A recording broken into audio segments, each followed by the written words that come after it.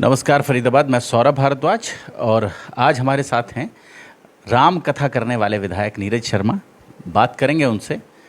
कर्नाटक के चुनाव में प्रभारी रहे, पार्टी कांग्रेस पार्टी की ओर से बड़ी जिम्मेदारी रही। नीरज जी नमस्कार। बहुत बहुत धन्यवाद आपका, आपके दर्शकों का। राम राम जी। कैसा रहा कर्नाटक चुनाव? आपको जहां जिन सीटों का प्रभार दिया गया 100% रिजल्ट रहा। जहाँ भी पार्टी ने जिम्मेदारी दी, दक्षिण कन्नाड़ जिला था, बीजेपी का बड़ा गढ़ था, पर वहाँ के लोगों ने, वहाँ के समाज ने, ख़ास तौर से हमारे हरियाणा का तो व्यक्ति नहीं मिला उस विधानसभा में, राजस्थान गुजरात के लोग बहुत मिले। उन सब ने जो मेरी बात समझी, सुनी, साथ दिया, और बाकी साथियों का सबका तहे दिल से धन्यवाद। और कर्नाटका की जनता का भी धन्यवाद। उन्होंने एक बहुत सही मैंडेट दिया, स्पष्ट बहुमत दिया, मजबूत सरकार दी और भाजपा के घमंड को कुचला भी। बजरंगबली को जिताया है। हाँ, देखिए, ये जो बीजेपी ने सबसे बड़ी बात की ना, मैं एक राष्ट्रीय चैनल पे भी एक दिन बैठा था, तो बीजेपी के प्रवक्ता भी थे, बात भी हो रही थी। मैंने उनसे एक ही बात कही कि मैंने की रामायण में 3 हमारी मातृशक्ति आती हैं। एक ने प्रभु की परीक्षा ली, उसका भी परिणाम सुखद नहीं रहा। एक ने प्रभु की समीक्षा की, तुलना की, उसका भी परिणाम सुखद नहीं रहा। और एक ने प्रभु की प्रतीक्षा की। परीक्षा किसने ली? माँ पार्वती ने ली। चौपाई आई हमारी हुई है वही, जो राम रचि राखा को कर साखी तर्क बढ़ावा। सीता माँ का रूप लेके गई, और हालांकि बाद में शंकर जी को उन्होंने गलत भी कहा, कुछ ना परीक्षा लीन गुनाई गुसाई, कि मैंने कोई परीक्षा नहीं ली, मैं प्रणाम करके आ गई। और उसके बाद शूर्पणखा ने क्या कहा रामचरितमानस में? तुम समान पुरुष ना मूसम नारी, यही विधि ब्रह्मा विचारी। और शूर्पणखा का क्या हंस रहा, आप सबने देखा रामायण में। शायद कर्नाटक में भी भाजपा का शूर्पणखा वाला हाल हुआ है। और तीसरी हमारी माँ शक्ति आती है सबरी माँ। और आप सबने देखा कि सबरी माँ की भक्ति को नवदा भक्ति के नाम से जाना गया। उनके गुरुजी ने कहा कि आपने सिर्फ प्रतीक्षा करनी है, प्रभु आएंगे, दर्शन दे के जाएंगे। और सबरी माँ की प्रतीक्षा सफल हुई, प्रभु आए भी, सबरी माँ के झूठे बेर भी खाए, और नवदा भक्ति का ज्ञान भी दे के गए। तो ये जो भाजपा ने बजरंगबली को बजरंग दल से तुलना कर दिया, बात बजरंग दल की नहीं है। प्रभु से तुलना तो किसी की हो ही नहीं सकती। हम प्रभु के पद चिन्हों पे तो चल सकते हैं, हम प्रभु जैसा बनने की इच्छा तो रख सकते हैं, परंतु हम कहें कि हमारी आप प्रभु से तुलना करो, ये तो भाई घोर पाप है कलयुग के अंदर। और आप सबने देखा बजरंगबली ने, हमारे राष्ट्रीय अध्यक्ष ने भी कहा, जय बजरंगबली तोड़ भ्रष्टाचार की नली। और कर्नाटक में तो 40% का भ्रष्टाचार था, तब रिजल्ट ये आए हैं।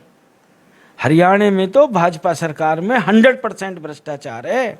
यहाँ तो बिना कामों की पेमेंट हो रही है, और एक बार नहीं हो रही, अनेक बार हो रही है, और एक ही काम के कई कई डिपार्टमेंट पैसे ले जा रहे हैं।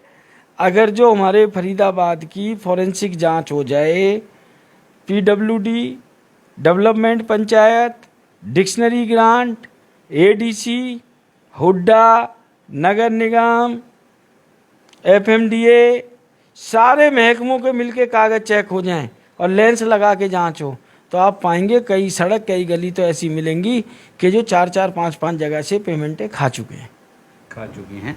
बार बार हो रहा है। नीरज जी, आपके इलाके में भी गलियां बन रही हैं। मैं आज सुबह ही फेसबुक पर पोस्ट देख रहा था, लेकिन लोग और ज़्यादा आशान्वित हैं। लोगों को लग रहा है उनकी गली तो बन नहीं रही है, उनकी सड़क नहीं बन रही, और लगातार हमारे पास पोस्ट आते हैं। सारन जो रोड है वो भी बीच में से कई जगह उधड़ी पड़ी है, उस पर भी कई छोटे पैच हैं, बड़े पैच हैं, जिनमें काम किए जाने की ज़रूरत है। देखिए, पैच नहीं है, सारन स्कूल रोड पे पूरी सड़क बन गई है। एक समस्या आती थी कि सड़क ऊंची करो तो कुछ लोग तकलीफ़ करते थे, जी हमारे घर नीचे पड़ गए। तो एक नई टेक्नोलॉजी ईजाद हुई थी, उस टेक्नोलॉजी को उस सड़क पे बनाई थी कि पतली परत डले, मजबूत डले। उसमें कुछ कमी रह गई है, अभी डिफेक्ट लायबिलिटी पीरियड है, ठेकेदार अपने खर्च पे बनाएगा। और मैं एक बात आपको दावे के संग कह सकता हूँ, जब से नीरज शर्मा विधायक बना है, जब से लेके आज तक जहाँ भी विकास कार्य होते हैं, मैं सबसे पहले विकास कार्य का बोर्ड लगवाता हूँ कि इस काम पे कितने पैसे हैं। उस काम की गुणवत्ता की जांच करना मेरा भी फर्ज है, मेरे से ज़्यादा सरकारी डिपार्टमेंट का और उससे ज़्यादा जनता का। मैं जहाँ भी नारियल फोड़ने जाता हूँ सबको एक बात कहता हूँ कि ये पैसा मेरा नहीं है और ये सरकार का भी नहीं है, ये पैसा आपका है। आपने कर दिया तो सरकार के खाते में आया और उससे अब विकास कार्य हो रहे हैं कि सड़क यहाँ 65 लाख की बन रही है, आप जांच लें 65 लाख लग सकते हैं कि नहीं लग सकते। आपके माध्यम से मैं एक और संदेश देना चाहूँगा। कल मैं नगला इनक्लेव में गया, अभी 15 दिन भी नहीं हुए गली बने हुए, तो मैंने सबको एक ही बात कही कि साहब जब अपना घर बनता है, हम लेंटर डालते हैं, क्या हम उस लेंटर पे एक बाल रखने देंगे किसी को? नहीं रखने देंगे ना। ऐसे ही सरकारी संपत्ति को भी अपना समझो। और उन लोगों ने कल रियलाइज भी किया, नई सड़क बनी है, 15 दिन भी नहीं हुए और वो तोड़ दी गई। नया मकान बन रहा है पड़ोस में, सारा मलबा सड़क के ऊपर डाला हुआ है। और मैंने सामने खड़े होकर ईंटें निकलवाई। मैंने कि देखो भैया, टूट गई ना सड़क यहाँ से, आप 4 महीने बाद नेता को गाली दोगे, नगर निगम को गाली दोगे, ठेकेदार को दोगे। मैंने कि सड़क आपके घर के आगे ही टूटी है। मैंने कि आप इसको ये भी कर सकते थे, आपके 500 रुपये ज़्यादा लग जाते, 600 लग जाते। आप मलबा थोड़ा थोड़ा बिल्डिंग कंस्ट्रक्शन का माल मंगाइए, इकट्ठा मत मंगाइए। जहाँ आप मकान में 50 लाख रुपए लगा रहे हैं, शायद मैं समझता हूँ 1000 या 2000 रुपये से कोई बहुत बड़ा उस बजट में फ़र्क नहीं पड़ने वाला। पर सरकारी संपत्ति को जब तक हम अपना नहीं मानेंगे, उसके बगैर सरकारी संपत्ति की रक्षा करना थोड़ा असंभव कार्य है। सरकार की तरफ से ट्रांसपेरेंसी आ रही है, नीरज शर्मा ट्रांसपेरेंसी ला रहा है, पर मैं जनता से भी अपील करना चाहूँगा कि आपको भी इस ट्रांसपेरेंसी में सहयोग देना चाहिए। जीएसटी कलेक्शन में हरियाणा यूपी के बराबर है। जितना यूपी में जीएसटी कलेक्शन होता है उतना हरियाणा में जीएसटी कलेक्शन होता है। लेकिन विकास कार्यों में उस तरह की चीज़ें नहीं दिख रही हैं फरीदाबाद में, नीरज जी। देखिए, यूपी की मैंने सीएजी की रिपोर्ट तो नहीं पढ़ी। अब तो हमारा जो 200 करोड़ का घोटाला है सीएजी की रिपोर्ट में भी आ गया। उससे बड़ा कोई ऑथेंटिक सरकारी कागज़ नहीं होता। मुझे नहीं लगता कि हिंदुस्तान छोड़ो विश्व के किसी भी कोने में ऐसा होता हो कि बिना काम के 200 करोड़ की पेमेंट निकल जाए। ये तो एक कागज़ थे जो मैं लेके आया। मैंने फिर कहा बारीकी से जांचो।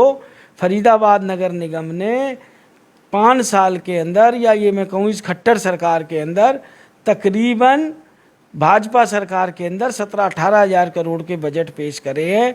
और उन 17-18 हज़ार करोड़ में से हम तनख्वाह का 50% निकाल दें, 9,000 करोड़ रुपए विकास पे खर्च किए हों, ऐसा मुझे कहीं नज़र नहीं आ रहा। जोड़ेंगे आपको ऐसी ही और महत्वपूर्ण खबरों के साथ। बहुत बहुत धन्यवाद।